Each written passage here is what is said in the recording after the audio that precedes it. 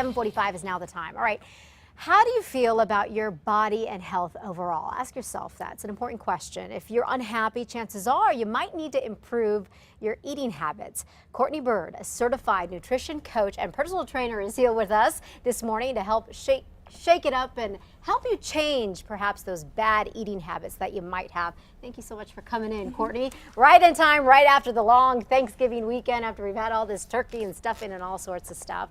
First off, I wanted to ask you, what do you do exactly as a nutrition coach? So as a nutrition coach, I meet with my clients on a weekly or a bi-weekly basis, and we focus on habits. So I give you one habit, and you work on that every day until I see you again, and then we work on another habit. That's interesting because, you know, we get so comfortable in the way that we eat. So we may not even recognize whether we're eating the right way or whether there's room for improvement. So how can we, just in general, improve our eating habits? Well, I brought you my 5 strongest habits, I would say, the most important ones. Okay. The first 2 are basically how to eat, not what to eat. How to eat, not what to eat. So you want to eat slowly. Okay. And I've always heard that. yes, My it mom was takes our always big on stomach about 20 minutes to realize that it's full. So if you eat slowly, you'll eat less in that amount of time. Interesting. Okay. And then you also want to stop when you feel that you're about 80% full. Okay. Now, using a smaller plate, smaller utensils, if you take a look and if you do, Here, I'll hold this. if you take a smaller spoon, then you don't have as much in your mouth. You're putting less in. And then if you have a smaller plate, a lot of times we get in this habit of finishing everything on our plate. It's true. So if you're eating That on is a very smaller true. plate, you won't eat. Psychologically, that's going to help you, folks. Exactly. Interesting. What do you think are some of the best veggies? I mean, in your opinion, there's so many out there.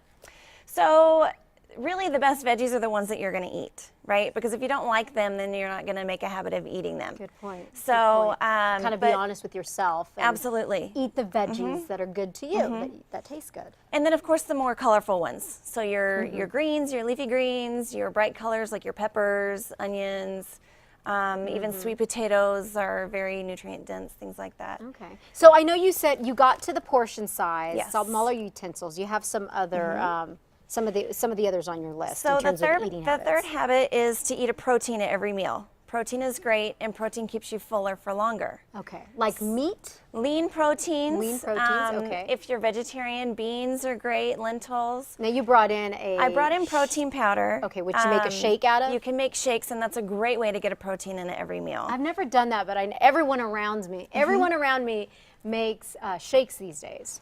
Right. Interesting. Okay. And then there are also vegetarian and vegan protein powders out there as well. Okay, very good. The fourth habit is to try to get 5 servings of vegetables in, which can be difficult. Yeah. But a salad, if you have lots of leafy greens and then you add some tomatoes, maybe add a little bit of onions, you can actually get 2 to 3 servings in a salad. Oh. And then for those days where you're running around and you're super busy, you can do a greens powder, which I also brought in, and you can actually add that to your protein powder. Which one is the greens powder? That's this one right here. Okay, that one right there. And then you can Interesting. add that to your protein powder, and there's your serving of vegetables and your serving of protein. How does for it that meal. taste? It's kind of Is it an acquired taste? Yes, and if you put some fruit in that shake, it'll mask the taste. It's really not that bad. It's not that bad. Interesting. Okay. And did you get to the 5th one? The 5th one is to earn your carbs. So when you exercise, your body's going to use up those carbs Right. instead of store them as fat. So, and then to choose better carbs. So quinoa is very high in protein. So are beans. Beans. Okay, Steel that's cut good. oats. And then your tubers like sweet potatoes. And winter squash is great, especially this time of year. Yeah, I made spaghetti squash yesterday. I was It's so great proud of stuff. myself. It's Yeah, great but stuff. okay, so that's good to know. I just choose your carbs wisely. You do need carbs. You don't wanna Absolutely, we completely need eliminate carbs, them. for And sure. so, here, real quick, what do you do if you're hungry in between meals? This is always tricky. Like, do you do eat? What So, should and you that's eat? the whole thing behind eating slowly and stopping when you feel that you're 80% full. That's you're in tune with your body. You're letting your stomach tell you when you're full. If your stomach's telling you that you're hungry, then you're hungry. So eat a little bit of something. Maybe a little bit of protein, a little bit of vegetable, like celery and peanut butter, That's and then always move on. good. Yeah.